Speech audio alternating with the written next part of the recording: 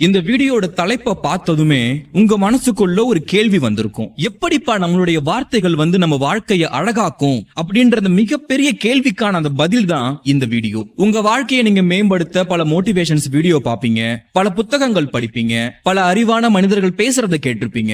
ஆனா உங்க வாழ்க்கையை மேம்படுத்துறதுக்கும் உங்க வாழ்க்கையை சரியான பாதையில கொண்டு போறதுக்குமான காரணம் உங்ககிட்ட இருந்தே நீங்க ஆரம்பிக்கலாம் அப்படின்னு சொல்றதுதான் இந்த பதிவு. உங்களுடைய வார்த்தைகள் தான் உங்களுடைய வாழ்க்கையா அமையும் அப்படின்றத பல ஆராய்ச்சி மூலமா, பல கதைகள் மூலமா, பல தன்னம்பிக்கை வரிகள் மூலமா இந்த பதிவுல நீங்க தெரிஞ்சுக்க போறீங்க. இந்த ஒட்டுமொத்த வீடியோவுடைய முழு கருத்தை 2 வரியில சொல்லலாம். ஒரு சில வார்த்தைகள் நம்மை கொல்லும், ஒரு சில வார்த்தைகள் நம்மை வெல்லும். புரியல? நாங்க ஒரு சின்ன கதை சொல்றோம். இந்த கதை வழியா நம்மளுடைய வார்த்தைகளுக்கு இருக்கிற அந்த வலிமைய நீங்க புரிஞ்சுக்கலாம். ஒரு கிராமத்துக்கு ஒரு மாலை பொழுதுல ஒரு துறவி வராரு. அப்ப அங்க இருக்கிற கிராம மக்கள்லாம் அந்த துறவி கிட்ட ஒரு விஷயத்த கேக்குறாங்க. நீங்க எங்க ஊருக்கு வந்தது ரொம்ப சந்தோஷம். அதே சமயம் ஒரு சின்ன கோரிக்கை என்னன்னா, எங்க கிராமத்துல இருக்கிற ஒரு பெரியவர் உடல்நிலை சரியில்லாம இருக்காரு. கடந்த ஒரு வாரமா அவருக்கு தீராத ஒரு காய்ச்சல் இருக்கு. நீங்க எப்படியாவது உங்க பவரை யூஸ் பண்ணி அந்த பெரியவரை காப்பாத்தி கொடுங்க அப்படின்னு அந்த ஊர் மக்கள் எல்லாம் போய் கேக்குறாங்க. அதுக்கு அந்த துறவியும் அப்படியே ஆகட்டும்னு சொல்லிட்டு அந்த பெரியவரை பார்க்க போறாரு. ஊர் மக்கள் எல்லாம் ஒண்ணு கூட்டிட்டாங்க. அப்போ அந்த மக்களை பார்த்து அந்த துறவி ஒண்ணு சொல்றாரு. என்னன்னா, இந்த பெரியவர் நல்லா வரணும் அப்படின்னா நான் சொல்ற மந்திரத்தை நீங்க எல்லாரும் உங்க மனதார திருப்பி சொல்லுங்க, அவர் நலமா வந்துருவாரு அப்படின்னு சொல்றாரு. அப்ப அந்த கூட்டத்துல இருந்து ஒரு இளைஞன் என்ன சொல்றான், இதெல்லாம் எப்படிங்க சாத்தியமாகும்? அந்த பெரியவரை குணப்படுத்தணும்னா ஒரு நல்ல டாக்டரை கூப்பிடுங்க, வைத்தியம் பாருங்க. அதெல்லாம் விட்டுட்டு வெறும் வார்த்தையை வச்சு எப்படி அவரை சரிப்படுத்த முடியும் அப்படின்னு ரொம்ப நக்கலா சொல்றாரு. உடனே இந்த துறவி அந்த இளைஞனை பார்த்து, என்னோட லைஃப்ல நான் பார்த்த மிகப்பெரிய முட்டாள் நீதான் அப்படின்னு சொல்றாரு. இதை கேட்டதும் அந்த இளைஞனுக்கு பயங்கரமா கோபம் வந்துருது. என்னது, நான் முட்டாளா? நீ தாயா முட்டாளு? யார பார்த்த முட்டாள்னு சொல்ற அப்படின்னு பயங்கரமா கோவப்படுறாரு. இவர் கோவப்பட்டதை பார்த்த அந்த துறவி இப்பதான் அந்த ஆழமான கருத்தை சொல்றாரு. நான் உன்கிட்ட முட்டாள்ன்ற வார்த்தையை மட்டும்தான் உச்சரிச்சேன். அந்த முட்டாள்ன்ற வார்த்தை உனக்குள்ள ஒரு கோபத்தை உருவாக்கி இருக்கு. அப்படின்னா ஒரு எதிர்மறையான வார்த்தை உன்னை கோபப்படுத்தும்னா ஏன் நேர்மறையான வார்த்தை அவருடைய உடம்ப சரி செய்யாது அப்படின்னு முடிச்சாரு. ஆக அந்த கதை மூலமா என்ன சொல்ல வரோம்னா, வார்த்தைக்கு பலம் உண்டு. எதிர்மறையான வார்த்தைகள் ஒரு மனிதனை காயப்படுத்தும். ஆனா ஆக்கப்பூர்வமான நேர்மறையான வார்த்தைகள் மனதிற்கு மருந்து அமையும். எதிர்மறையான வார்த்தைகளை நாம சொல்லும் போது அது நம்மளுடைய வாழ்க்கையிலே பசுமரத்தாணி போல பதிஞ்சு போயிடும். அந்த ஆணியை எடுத்தாலும் அந்த தழும்பு அங்கதான் இருக்கும். ஆனா நம்ம டெய்லி லைஃப்ல நேர்மறையான வார்த்தைகளை உபயோகப்படுத்தும் போது அது நம்மள ஒரு நேர்த்தியான ஒரு மனிதனா உருவாக்கும் அப்படின்னு சொல்றாங்க. சொல் அப்படின்றது மொழியோட வெளிப்பாடு மட்டுமல்ல, அது உள்ளத்தின் வெளிப்பாடு. சொற்கள் வெறும் வார்த்தைகள் மட்டும் அல்ல, அது அவங்க வாழ்கின்ற வாழ்க்கையோட அடையாளம். உள்ளத்தின் உண்மை ஒளி உண்டாயின் வாக்கினிலே ஒளி உண்டாகும்னு பாரதியார் கவிதைகளை நாம படிச்சிருப்போம். ஆக நம்மளுடைய வாய் வழியா வர நல்ல வார்த்தைகள் தான் நம்மளுடைய வாழ்க்கைய அடுத்த கட்டத்துக்கு கொண்டு போவோம் அப்படின்னு சொல்றாங்க.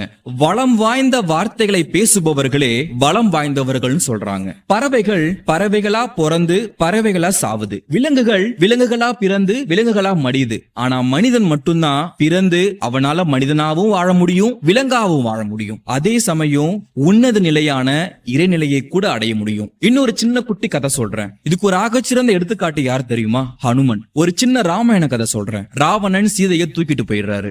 இங்க ராமன் துடிச்சுக்கிட்டு இருக்காரு. ஹனுமன் சீதையை கண்டுபிடிச்சிட்டாங்க. கண்டுபிடிச்சிட்டு திரும்பியும் ராமன் கிட்ட சொல்லும் போது அவர் சொல்ற வார்த்தை ரொம்ப அழகா இருக்கும். கண்டேன் சீதையை அப்படின்னு சொல்லுவாரு. ரொம்ப நாளா காத்துக்கிட்டு இருக்க ராமன் கிட்ட ஹனுமன் யூஸ் பண்ண அந்த முதல் வார்த்தை ஒரு பாசிட்டிவான வார்த்தையா இருந்துச்சு. இதெல்லாம் இலக்கியங்கள் வழியா, புராண கதைகள் வழியா நமக்கு உணர்த்துற சின்ன சின்ன விஷயங்கள் தான். ஆக நாம மட்டும் இல்ல, நம்ம எதிரில இருக்கிற எதிரியா இருக்கட்டும், நண்பனா இருக்கட்டும், சொந்தக்காரங்களா இருக்கட்டும், யார்கிட்டயுமே நம்ம யூஸ் பண்ற அந்த வார்த்தைய பாசிட்டிவான வார்த்தையா யூஸ் பண்ணும்போது, நேர்மறையான வார்த்தையா யூஸ் பண்ணும்போது அது நமக்கும் ரொம்ப நல்லதை கொடுக்குது, எதிரில இருக்கிறவங்களுடைய வாழ்க்கைக்கும் அது நல்லதை கொடுக்குது. சரி, அறிவியல் பூர்வமா வருவோம். வார்த்தைகளுக்கு ஆற்றல் இருக்கு அப்படின்றத ஒரு ஆராய்ச்சி மூலமா நிரூபிச்சிருக்காங்க. You can heal yourself அப்படின்ற புத்தகத்தை கோலின் அப்படின்ற ஒரு ஆசிரியர் எழுதுறாரு. அதுல அவர் என்ன சொல்றாருன்னா, தனக்கு ஏற்பட்ட நோயை தன்னுடைய மனோ சக்தியால விரட்டி அடிச்சுன்னு எழுதியிருக்காரு. அதுக்கு அவர் ஒரு ஆராய்ச்சியும் பண்ணிருக்காரு. 2 தொட்டியில 2 கேரட்டை வச்சு வளர்த்திருக்காரு. ஒரு கேரட்ல தண்ணி ஊத்தும் போது உன்னை எனக்கு ரொம்ப பிடிக்கும், நீ நல்லா வளருவ அப்படின்னு பாசிட்டிவான வேர்ட்ஸ சொல்லி சொல்லியே டெய்லியும் தண்ணி ஊத்திருக்காரு. அதே மாதிரி இன்னொரு கேரட்ல தண்ணி ஊத்தும் போது நீ நல்லாவே வளர மாட்ட, உன்னை எனக்கு பிடிக்காது அப்படின்னு நெகட்டிவான வேர்ட்ஸ சொல்லி சொல்லியே தண்ணி ஊத்திருக்காரு. ஒரு வாரத்துக்கு அப்புறம் அந்த 2 தொட்டியில நேர்மறையான வார்த்தைகளை வச்சு சொன்ன அந்த கேரட் நல்லா வளர்ந்துருக்கு. அதே சமயத்துல இந்த பக்கம் நீ வளர மாட்ட, உன்னை எனக்கு பிடிக்காதுன்னு சொல்லி வளர்த்த அந்த கேரட் கருகி போயிடுச்சு. ஆக நேர்மறை வார்த்தைகளுக்கு ஒரு உயிரை உருவாக்கும் சக்தி இருக்கு அப்படின்றத இந்த ஆராய்ச்சி மூலமா அவர் நிரூபிச்சிருக்காரு. ஒரு அழகான வரிய புத்தர் சொல்லியிருக்காரு, நாம் பேசுகின்ற வார்த்தைகள் உண்மையாக இருந்தாலும் அது பிறருக்கு பயனுள்ளதாக இல்லாவிட்டால், சிலருக்கு அது விருப்பம் இல்லாவிட்டால் அதை பேச வேண்டிய அவசியம் இல்லைன்னு சொல்றாரு. நல்ல வார்த்தைகளை வச்சு பேசணும்னு சொல்றீங்க, ஓகே, பட் பேசிக்கா நான் எப்படி பேசணும் அப்படின்ற உங்க கேள்விக்கு ஒரு சின்ன கருத்து என்ன தெரியுமா? நீங்க பேசுறதுக்கு முன்னாடி, உங்க வார்த்தையை நீங்க யூஸ் பண்றதுக்கு முன்னாடி நாங்க சொல்ற இந்த விஷயத்த நீங்க ஞாபகம் வச்சுக்கோங்க. நாம பேச போறது உண்மைதானா? உண்மை அப்படின்னா நாம யாருக்கு சொல்றோமோ அது அவங்களுக்கு தேவைதானா? அத அவங்க கேட்கறதுனால அதனால அவங்களுக்கு பயன் இருக்குமா? கடைசியா இதெல்லாம் நாம ரொம்ப ஸ்வீட்டா இனிமையா சொல்ல முடியுமான்றதை யோசிச்சு எதிரில இருக்கிறவங்கள்ட்ட நீங்க பேசுங்க. இதெல்லாம் யோசிக்க முடியலன்னா அமைதியாவே இருந்துருங்க. ஒரு விஷயத்த நாம இங்க புரிஞ்சுக்கணும், 1 டைம் பேசுறதுக்கு முன்னாடி 2 டைம் யோசிக்கிறவங்க தான் வரலாற்றுல இடம் முடிச்சிருக்காங்க. வரலாற்றுல இப்போ ஆகச்சிறந்த பேச்சாளர்கள் நீங்க யாரெல்லாம் சொல்றீங்களோ அவங்க எல்லாருடைய வார்த்தைகள் நேர்மறையா இருக்கும். அவங்க பேசுறதுக்கு முன்னாடி 1க்கு 1000 வாட்டி யோசிப்பாங்க. ஏன்னா அந்த வார்த்தைகள் தான் அவங்களுடைய வாழ்க்கைக்கு அடையாளமா வரலாறா இருக்கு. ஒரு சிலரோட பேச்சு நம்மள மலைக்க வைக்கும், மயக்க வைக்கும், வியக்க வைக்கும். அவங்க சொல்ற அந்த நேர்மறையான வார்த்தைகள் இருக்குல்ல, அது நம்ம மனசுக்குள்ள ஒரு புத்துணர்ச்சியை உருவாக்கும். ஆக அந்த வார்த்தைகளுக்கு இருக்கிற அந்த வலிமை மற்றவர்களுக்கு மட்டும் இல்ல, நமக்கும் இருக்கு. ஆங்கில கவிஞர் ஷேக்ஸ்பியர் ஒன்னு சொல்லியிருக்காரு, சொல்லின் சுருக்கம் அறிவின் உயிர் அப்படின்னு சொல்லியிருக்காரு. ஆக நாம சொல்ற அந்த வார்த்தையை சுருக்கமா ரொம்ப பாசிட்டிவா சொல்லும் போது அது எதிரில இருக்கிறவங்களுக்கும் நமக்கும் ஒரு ஆக சிறந்த சக்தியை கொடுக்குது. நீங்க யாரையாவது நேர்ல பாக்குறீங்கன்னா அவங்களை நலம் விசாரிக்கிறப்ப கூட நேர்மறையான வார்த்தைகளை பயன்படுத்துங்க. நம்ம யூஸ் பண்ற அந்த வார்த்தைகளுக்கு அதிகமான முக்கியத்துவம் இருக்கு. ஒண்ணு இல்லைங்க, நம்ம ஒரு ஃபங்க்ஷன்லயோ இல்ல கோவில்லயோ மந்திரங்கள் சொல்றாங்கல்ல, அந்த மந்திரங்கள் தமிழ்ல இருக்கலாம் இல்ல வேற்று மொழியில இருக்கலாம். ஆனா அதோட அர்த்தங்களை நீங்க பாத்தீங்கன்னா பாசிட்டிவான வேர்ட்ஸா தான் இருக்கும். திரும்ப திரும்ப நேர்மறையான வார்த்தைகளை நாம யூஸ் பண்ணும்போது, அதை நாம கேட்கும் போது நமக்குள்ள ஒரு பாசிட்டிவ் வைப் உருவாகும் அப்படின்றத நாம புரிஞ்சுக்கணும். இன்னும் சிம்பிளா சொல்லணும்னா, உங்கள்கிட்ட யாராவது வந்து எப்படி இருக்கீங்க அப்படின்னு கேட்டா சில பேர் என்ன திரும்ப சொல்லுவாங்க, என்னத்தங்க சொல்ல, ஏதோ இருக்கும், அவ்வளவுதான். எனக்கு தலையெடுத்தே சரியில்லை, கெட்டவங்க எல்லாம் நல்லா இருக்காங்க, நான் மட்டும் இவ்வளவு கஷ்டப்படுறேன், கடவுளுக்கு கண் இல்லையா, இப்படி எல்லாம் பேசுவாங்க.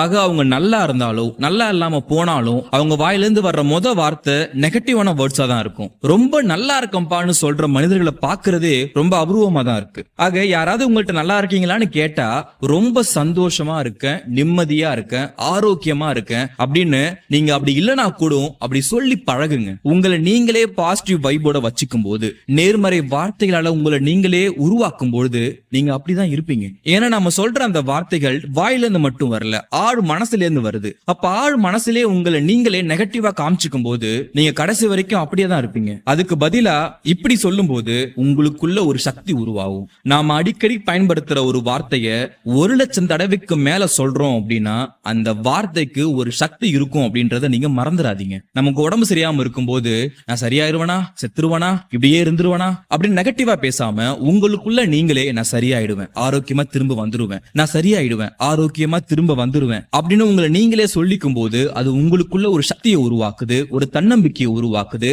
நேர்மறையான எண்ணங்களை உருவாக்குது. அது வழியா உங்களை நீங்களே காப்பாத்திக்க முடியும். இந்த வார்த்தைகளை நலம் விசாரிக்கிறதுக்கு மட்டும் இல்ல, நீங்க எந்த லட்சியத்தை அடைய போறீங்களோ அதுக்காகவும் நீங்க சொல்லிக்கலாம். நான் பணக்காரன் ஆகணும், நான் மகிழ்ச்சியானவனா இருக்கணும், நான் கோடீஸ்வரன் ஆகணும், பெரிய தொழிலதிபர் ஆகணும் அப்படின்னு உங்களை நீங்களே சொல்லிக்கும் போது, நல்ல வார்த்தைகளால உங்களை நீங்களே நிரப்பிக் கொள்ளும் போது நீங்க அதுவாவே ஆவீங்க. பிரபஞ்ச விதின்னு ஒண்ணு இருக்கு. அது என்னன்னா, நீங்க என்னவாக ஆக ஆசைப்படுறீங்களோ அதை உங்க வார்த்தைகள் வழியா, ஆழ் மனதின் வழியா வார்த்தைகளா வெளிப்படுத்தும் பொழுது, இந்த பிரபஞ்சத்துக்கு சொல்லும் பொழுது அந்த பிரபஞ்சம் உங்களுக்கு திரும்ப அந்த வாழ்க்கையை கொடுக்கும் அப்படின்ற ஒரு சின்ன விதி இருக்கு. இதெல்லாம் உண்மையா பொய்யா அப்படின்றதெல்லாம் உங்க லைஃப்ல நீங்க பயன்படுத்தி பார்த்துட்டு கீழே கமெண்ட் பாக்ஸ்ல சொல்லுங்க. சோ இந்த வீடியோக்கு அப்புறம் நீங்க தெரிஞ்சுக்க வேண்டியதெல்லாம் ஒண்ணுதாங்க, ஒரு சராசரி மனுஷன் ஒரு நாளைக்கு 7,000 இருந்து 13,000 வார்த்தைகளை பயன்படுத்துறான் அப்படின்னு ஆய்வு சொல்லுது. இந்த 13,000 வார்த்தைகள்ல நீங்க எந்த அளவுக்கு நேர்மறையான வார்த்தைகளை பயன்படுத்துறீங்க, எதிர்மறையான வார்த்தைகளை பயன்படுத்துறீங்கன்றத ஒரு லிஸ்ட் போட்டுக்கோங்க. அதனுடைய அளவு அடுத்த நாள் கம்மியாகட்டும். அதாவது நேர்மறையான வார்த்தைகள் அதிகமாகட்டும், எதிர்மறையான வார்த்தைகள் குறைவாகட்டும். இதை நீங்க ஒரு மாசம் ஃபாலோ பண்ணுங்க. நேர்மறையான வார்த்தைகளை மட்டுமே பயன்படுத்துங்க. கண்டிப்பா உங்க வாழ்க்கையில ஏதாவது ஒரு மாற்றம் வரும்ன்ற நம்பிக்கையோட இந்த வீடியோ நாங்க முடிக்கிறோம். இதை நீங்க ட்ரை பண்ணி பார்த்து அது எப்படி இருக்குன்றத கீழே கமெண்ட் பாக்ஸ்ல சொல்லுங்க. கடைசியா ஒரு தத்துவத்தை போட்டு முடிக்கிறேன். எழுத்துக்களின் தொகுப்பு வார்த்தை, வார்த்தைகளின் தொகுப்பு வாழ்க்கை. வார்த்தைகளின் வரம்பு மீறினால் வாழ்க்கை சாபம், வார்த்தைகளை கட்டுப்படுத்தினால் வாழ்க்கை வரம்.